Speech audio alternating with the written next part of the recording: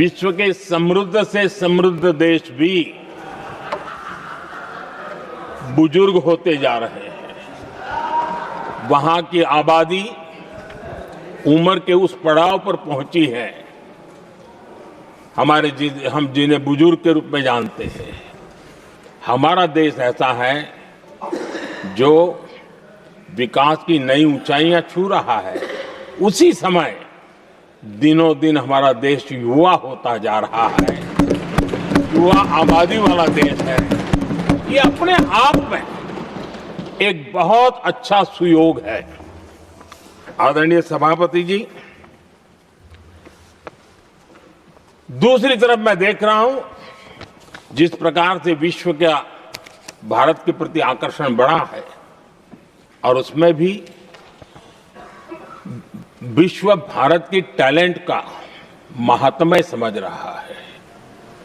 हमारे पास आज दुनिया का बहुत ही महत्वपूर्ण टैलेंट पूल है, युवा टैलेंट पूल है, जिसके पास सपने भी हैं, संकल्प भी है, सामर्थ्य भी है। और इसलिए ये दूसरा सुयोग है। शक्ति का आशीर्वाद हमारे साथ है। आदरणीय सभापति जी,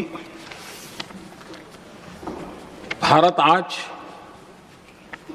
विश्व में जो चुनौतियां पैदा हो रही है, उन चुनौतियों का समाधान देने वाला एक देश आशा की किरण बना हुआ है और हम समाधान दे रहे हैं।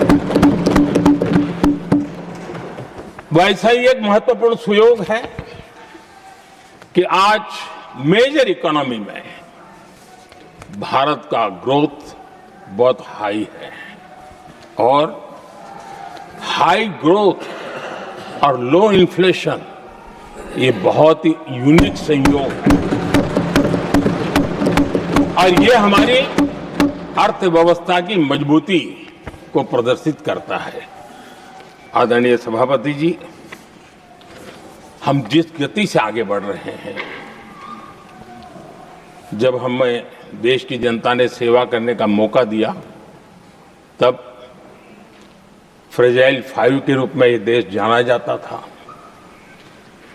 जब हमें अवसर मिला तब देश आजाद हुआ तब हम दुनिया में 6 नंबर की इकोनॉमी थे, लेकिन इन लोगों ने ऐसा एक हाल करके रखा कि 11 पे पहुंचा दिया। आज हम 3 पर जाने की दिशा में तेज गति से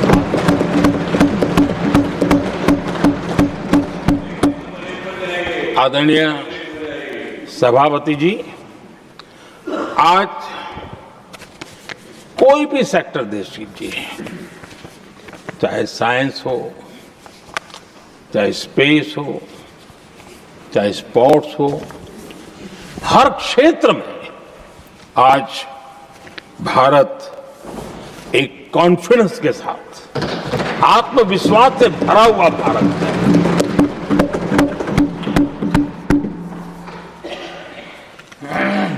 कोविड के बाद विश्व में जो स्थितियां पैदा हुई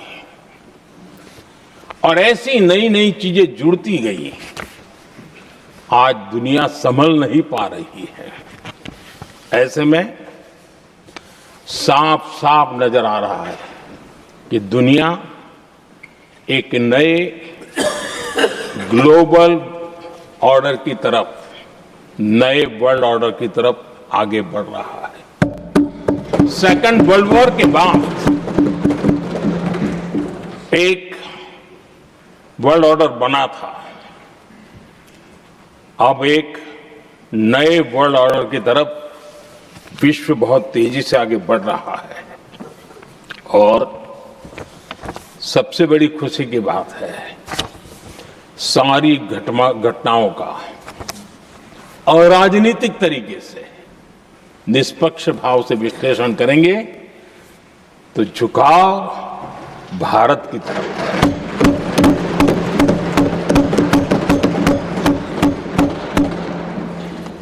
विश्व मित्र के रूप में, विश्व बंधु के रूप में आज भारत अनेक देशों का विश्वस्त पार्टनर बना है और हम कंधे से कंधा मिला करके विश्व कल्याण की दिशा में भी अपनी उचित भूमिका निभा रहे हैं, अपने सामर्थ्य से सहाय भी कर रहे हैं। आदरणीय सभापति जी,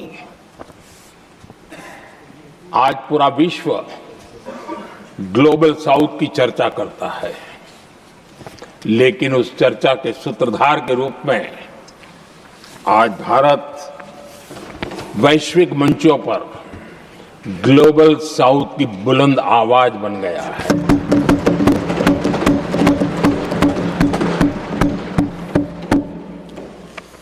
अनेक देशों के साथ आज Bharat future ready trade deals कर रहा है।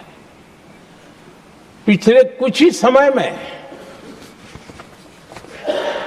दुनिया के महत्वपूर्ण 9 बड़े देशों के साथ 9 बड़े हमारे ट्रेड डील हुए हैं और उसमें मदर ऑफ ऑल डील एक साथ 27 देशों के साथ, यूरोपियन यूनियन के साथ।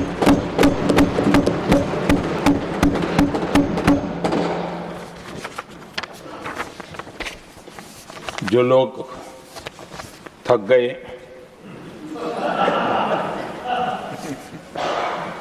बेचारे चले गए, लेकिन कभी न कभी उनको जवाब देना पड़ेगा कि देश की ऐसी हालत कैसे बना के रखी थी कि दुनिया का कोई देश हमसे डील करने के लिए आगे नहीं आता था।